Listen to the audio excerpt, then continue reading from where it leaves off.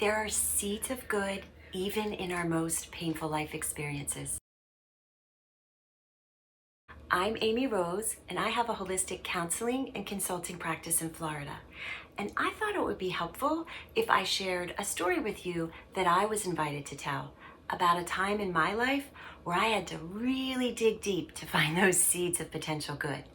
So watch the rest of the video and then post in the comments. Has that ever happened to you, where something good grew out of a really hard time? And if you like this video, subscribe to Delight the World. And thanks for watching.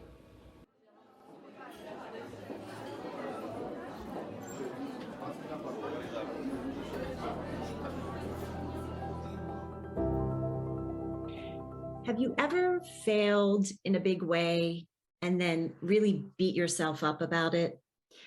That happened to me about 20 years ago. And back then, I had just written a book about the creative power we have inside of us to manifest our hopes and dreams.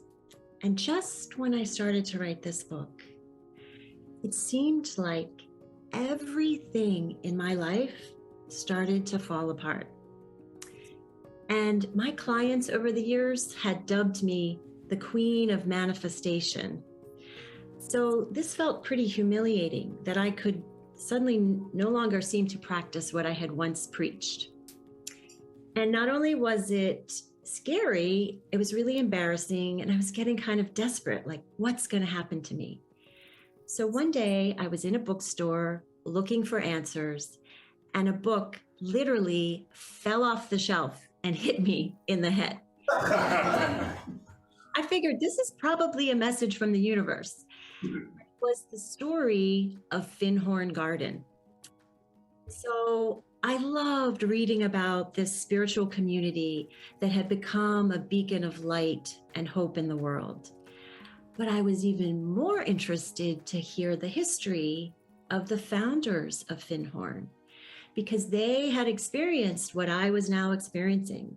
They used to teach these principles of manifestation, and then they lost their job and their resources dwindled. And this was an opportunity for them to take this deep inner journey.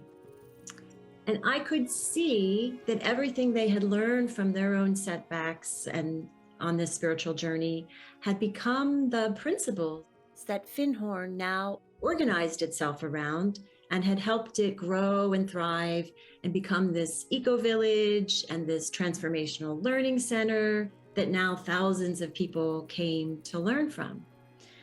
So I was like, is the universe trying to tell me that that's happening to me? But I didn't want to hear that. I wanted my nice, easy, comfortable life back. So the next day, I was weeding my rose garden, and I heard this voice say, Amy, you're getting what you want. And a part of me was like, what? No, I am not. I did not want my relationship to dissolve or my business to dry up. This is mortifying. But it was like the story of Finhorn Garden opened me up to this inspiration from nature. And I had this thought: you plant a seed in the darkness because that activates its capacity to reach for the light. And reaching for the light is how things grow. So that means we need dark moments. And then I had this vision of these seeds that get planted in our soul when we're born, that eventually our soul wants to bring to life. So it needs the rich, dark, fertile soil of our dark moments to crack open the protective shell of this seed that keeps it safe but dormant. And then it can reach for the light, grow into who or what it was designed to be. And that just felt so comforting to me, that maybe this is what was really happening to me. I wasn't this complete failure and disaster after all, but something bigger was kind of bursting out inside of me that wanted to come to life. I still wrestled with that a little bit until a few months later, it was the winter solstice. which in the Northern Hemisphere is the darkest day of the year. And I was sitting, drinking a cup of hot tea, looking at the lights on my Christmas tree. And I had this thought, okay, on the solstice, the sun hasn't disappeared. It's just our ability to access it is temporarily obstructed. And the same is true with me. The light inside of me hasn't disappeared. It's just temporarily obstructed by all these layers of shame and fear. And just as I had that thought, I looked down at the message on my tea bag and it said, delight the world with compassion, kindness, and grace. So I was pretty sure that was another message from the universe. And if I was ever going to navigate through this dark night of the soul, I was going to have to meet the dark, frozen, scary places inside of me with this healing light of loving kindness and compassion. So later that afternoon, I pulled an angel card.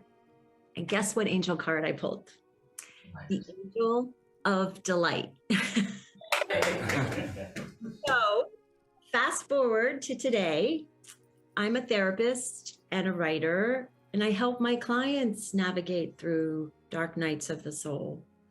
And the name of my website for my work is called Delight the World.